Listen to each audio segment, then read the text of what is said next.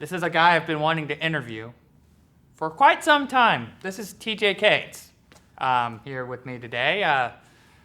Okay, bicycle. That's good because it's really hard for me not to talk. This is hard. Yeah, I know, it's a different role for you. You know, for some reason you intimidate me. I'm going to ask you a question that everybody asks. Do I look at you or do I look at the camera? I Because don't everybody's know. going to ask you that. I don't know. I always tell them to address the camera when they're saying something about themselves. Dude, you're fine. Do you want me to go put on like the clown mask or something?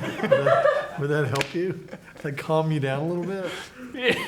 You're doing fine, Matt. We're just having fun. This is a conversation. This is my main man, TJ Cates. All the excitement, all this energy that you're creating only makes it more exciting and fun for people to watch.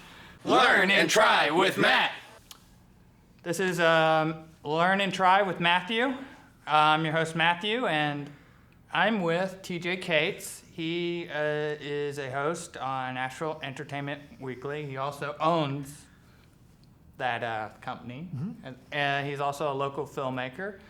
But tell the audience a little bit about yourself and, you know, just how did you get into the entertainment industry? In the 90s, when they were shooting The Firm, started auditioning, and I picked up an agent.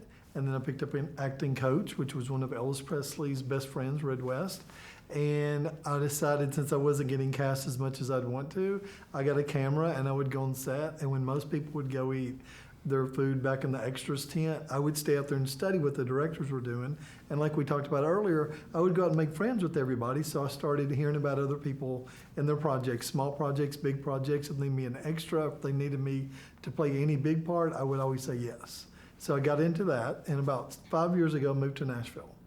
And that's when I got to work for HBO and History Channel and TMZ and all of those shows. I used to watch the History Channel constantly. I love the History Channel. When I was young. Yeah. How did you start interviewing, I guess, musicians? You know, what sort of clicked, I guess? The musicians that I would do, I lived by myself when I moved here and had a basement apartment with no windows behind the Bluebird Cafe. But I did have a film camera and a microphone, and I would go to the singer-songwriter nights, and I would hear beautiful music, but what I'd never been introduced to before was the fact that songwriters, before they sang their song, they would tell you about the song, so it made you understand it a little bit more. So what I started doing was capturing the performances, and then once they would come off stage, I'd say, hey, can I talk to you about what you just said? And then they would come do an interview, and then I started using their reach groups, because they had lots of friends, and they would share my interviews, and then people started asking me to interview them. So what is the logistics of, like, I guess, running a company that does interviews, or I do know from what I read that you and that other person, what's Jill. her name? Jill? Uh-huh. That's her name? Yeah. She has a really complicated last name. We won't even try that. Is it Sprechen Sie Deutsch? Jill Santibanez. Okay. Santibanez is the correct pronunciation. But she moved here also to do, she was a producer on television, so she was in entertainment, and she was a model and an actress in California before she moved here. So we started working on projects together. And then we had musicians that needed to be promoted, so they wanted to hire us to promote them. And then they wanted to get radio play. When it's hard to get radio play, we figured out how to do that. And then we started interviewing our own people. So it just kind of grows. With your show, you just keep getting new and different clients and guests, and then kind of shows your range and what all you're capable of doing. What levels you're able to talk on. Some people have told me my voice can either be really loud, or sometimes I can be very low, but mostly I have a very strong, it carries. That's good. So sometimes when I'm excited, people tend to think that sometimes it's like, I don't mean to scare people, but it's like I'm trying to tell them something. Yeah. And because of my voice and how loud it is sometimes, they get freaked out about it. Yeah. You know, they're just... I talk with my hands, and I look mean sometimes, but I'm trying to be nice. So I've learned to hold on to my hands. And sometimes in my interviews, you'll see my thumbs and my hands move around a lot because I'm trying not to use my hands because it comes off as being aggressive, maybe. Well... Especially with females. Have you had any female guests yet? No. Yeah, that'll be a little different. You have to make sure you keep your space and keep your demeanor and look them in the eye. It's different. You'll figure it out. Everybody's different. Some people don't talk, and some people won't be quiet. So, do you have any interesting like moments or not moments? Like what motivates you to keep doing what the path you're set on? What motivates you? I guess is it? it's exciting, and most of the people are really excited about what they're doing. If they're promoting a book, a movie, a TV show, music, anything like that, somebody's passion is going to bleed through. So it's not like you're talking about being an electrician or a plumber or painting houses. That's not exciting. You want to put in your time, make your money. But entertainers will work 7 days a week. What other business is there that somebody's willing to work all day on Saturday, all day on Sunday, and work late at night? Or get up early on a Wednesday morning at 5:30 just to go get that drone shot of the sun coming up over the Natchez Trace Bridge. What was your experience as a writer at Warner Brothers?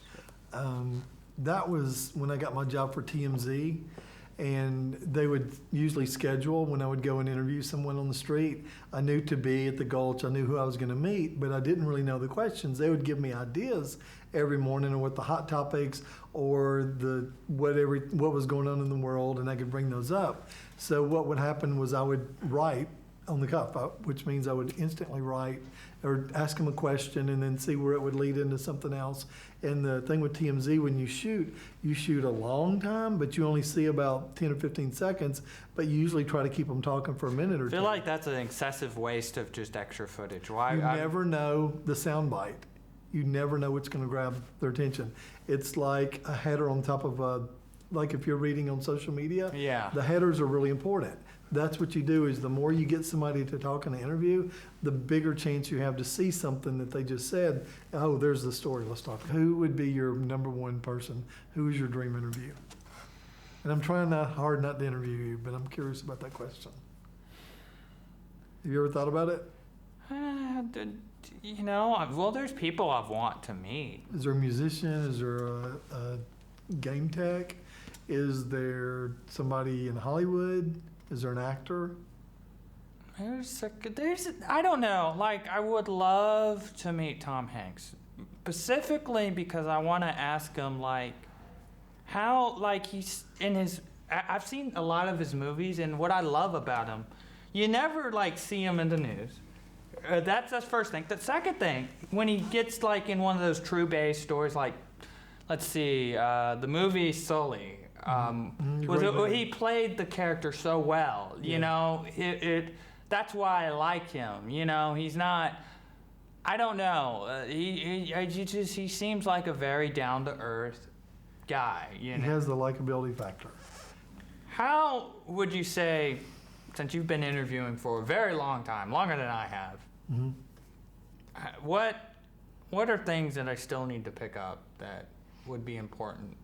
Or Well, it depends. We talked about this a couple weeks ago. It depends on your style. Like, what is your style? Do you feel more comfortable knowing a lot of details about somebody? I like to know the high points because I do direct mine somewhere. If they're promoting a movie or a book or something like that, that's easy for me to go. I just remember you talk told about me one of your interviews, if I can recall, you were talking about what was his name? But you were talking about jet skis instead of the. Lee Greenwood. This is Yeah, Blitz yeah. USA, and it was right here.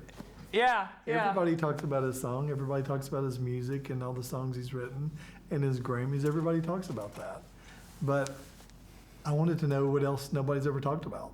And I usually have asked, Dieter told me asked that before. Let's talk about something that you don't ordinarily talk about. Usually when they do press circuit and they'll go to radio and television, they'll do about 5 or 6, 7 stops. And if everybody has what they call a one sheet where it says all their details and what they're promoting, everybody's got the same interview. I don't want the same interview. I want to see what else is out there. Spice it up. Spice of life. Just get them to talk. Everybody will talk about themselves, but you have to make them feel comfortable enough that you're not trying to trick them, like media, where you're trying to trick them into saying something they don't want to say. Just something on a personal level. Steven Tyler from Aerosmith, he talked about growing tomatoes in 12 South and makes his own pasta sauce. Everybody has a story to tell. I guess I work at a company with, people with disabilities, and I think I'm trying to let other people with disabilities know that if this is something they want to do, or it could be anything. I'm just trying You're to gonna inspire them. That's what I'm really trying to do. I think you already are. Because honestly, I've seen so many articles. A good place that I keep up with is Autism Tennessee. Mm-hmm. On their Facebook. They share some good, interesting articles, So often, there's good, bad, and I just follow that because, every day I look at the page,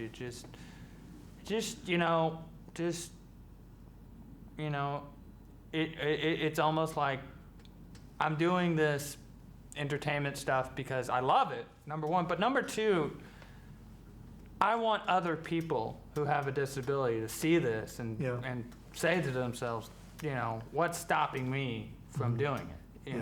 Like oftentimes I just feel like people with disabilities are just not given a chance to do stuff like this. Entertainment, I'm not, there has to be some other, outside of this office, people with disabilities or inspiration and you can relate to them, and the fact that you're doing something will inspire them no matter what their dream is.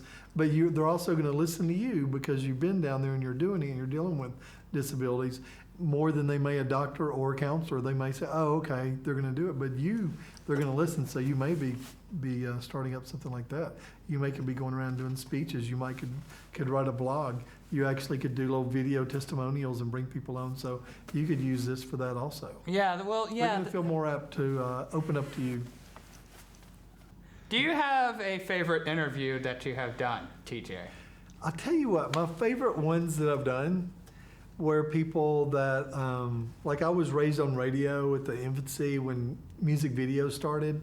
So I guess my favorite ones would be the people I used to hear on the radio and see on music videos, because back in the 80s when MTV started, I would actually watch videos and then hear the music riding around the car. If you wanted to hear a song, unless you bought the album, you had to call the radio station and request it. So Rick Springfield that sang Jesse's Girl, I know you've heard it. I was really excited about him. Loverboy, which is all the bands, most of the time, what music people listen to in high school or college era is who they're going to be excited about. So mine are mostly musicians. There's a few big actors and people that I've interviewed, and that's been exciting, and people that I've listened to, what they said along the way. My biggest ones are musicians, like big musicians, but I've gotten the best answers from my interviews by people that have never made it big, because they tell their story of why they moved here. I had one guy from Utah that rented a U-Haul, and he was going to move, and he didn't, and he wasn't sure. But his parents, he woke up one day, and everything was sitting in his U-Haul, and had a credit card for gas and food, and they said, go to Nashville. They said, you've been talking about, we're tired of hearing about it. So I thought that was a great story, so he wrote a song about it. Hey, it was nice having you, TJ. Where can people find you? Okay. The best way to find us is on all social media. I'm TJ Cates Actor on Instagram and Twitter, and Nashville Entertainment Weekly on Facebook, Twitter, and Instagram. Also, NashvilleEntertainmentWeekly.com. Okay, well, there you heard it, folks. Bye. Thanks, Matt. Thanks for having me, okay? Learn and try with Matt.